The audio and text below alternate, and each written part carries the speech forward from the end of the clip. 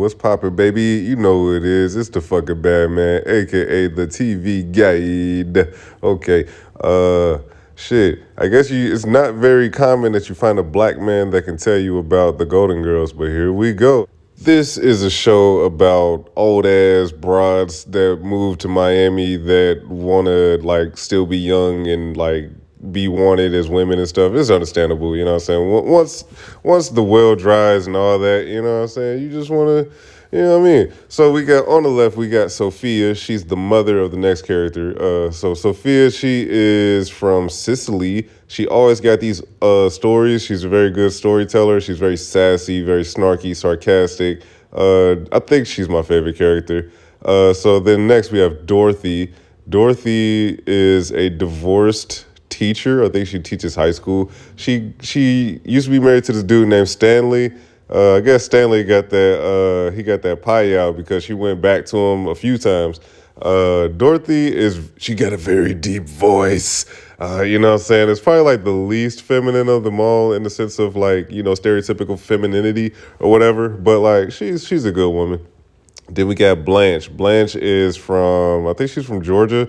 There's like a couple episodes where she deals with race, where like her dad, you know, big plantation kind of guy, family, you know what I'm saying? He was sleeping with the mammy and shit like that, you know what I mean? You know how it go. Blanche cannot keep her legs closed. She's always on a date. She dates 20, 30-year-old dudes. She claims she's only like 30-something. She's clearly like 50, 60-something. I don't fucking know. And then we got Rose. Rose, we always got to have a dumb character. Rose is our innocent, childlike, full of life. Apparently she got that pie out too, because everybody she sleep with be dying on top of her. We'll get to that.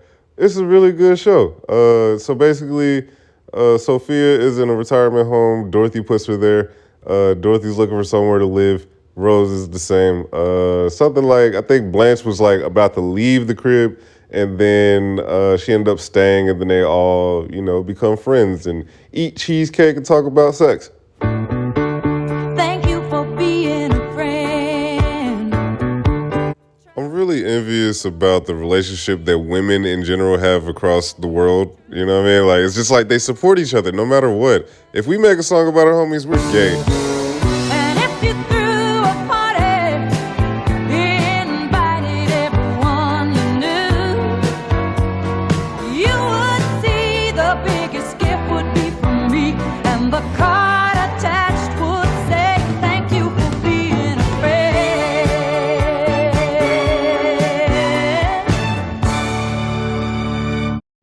So straight away, they used to have a character. He only appears in the first episode, which I never picked this up until years of watching the show.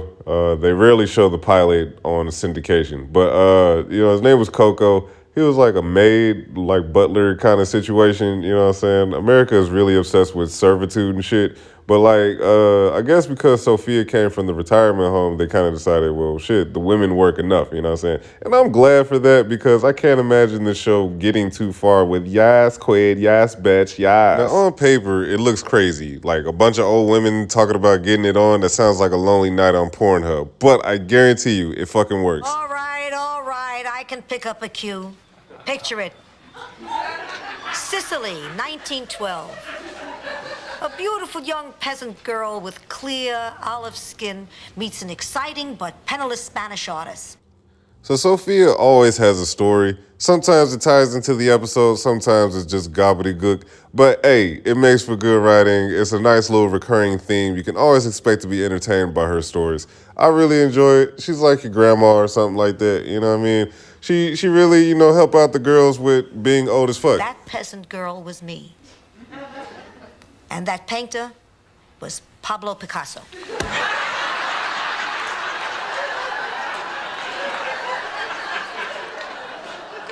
Ma, I have a feeling you're lying. Be positive. Okay, I'm positive you're lying. Dorothy's a sweet lady. She just had a bad hand at love. It really made me think about like today's society where a bunch of men, no pussy getting men be telling women their value based on how they are or whatever. Oh, you got hella kids or you're fat or, you know, this, and you got a little mustache. Ain't no man ever gonna love you or what. You know what I'm saying? But it's like, you know, on top of this, I like how the Golden Girls, they create their universe by talking. They don't show a lot. They speak it in the words. Later, Stan told me that he put my engagement ring in the bottom of the jar.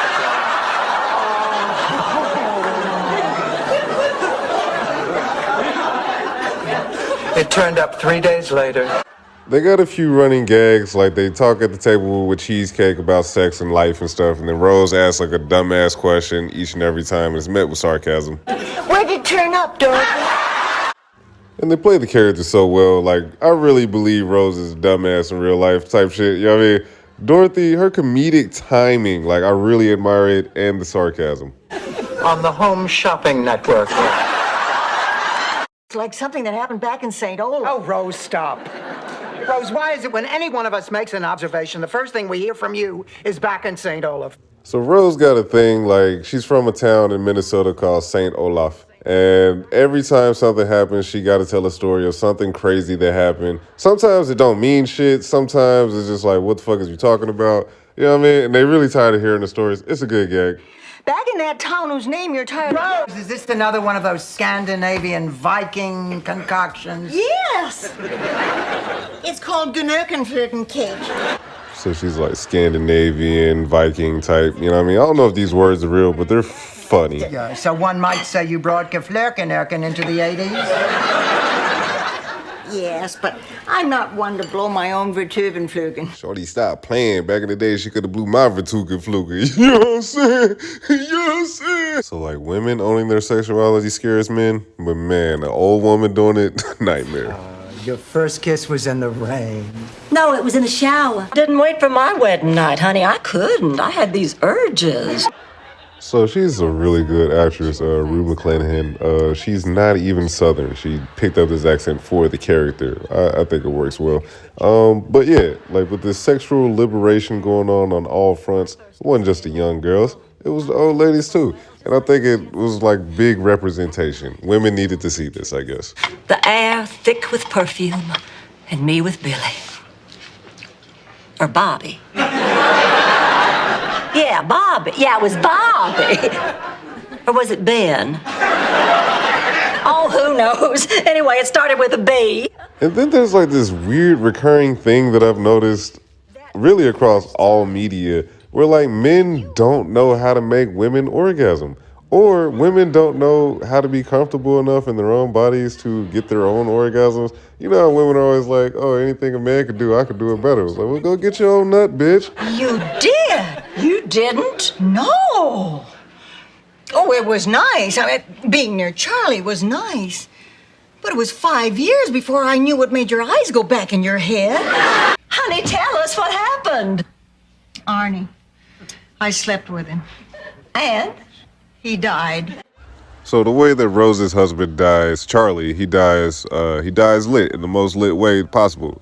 Getting some, or however, you know what I'm saying? So I guess he died of a heart attack on top of her or some shit. So Rose is really apprehensive about dating because she feels like her pussy be killing people. You know what I'm saying? The lips that lethal that holler at me, you know what I'm saying? Might holler on the Ouija board. That's kind of grim. Anyway, she breaks the news to the girls, you know what I'm saying, that she had a successful date and she's happy.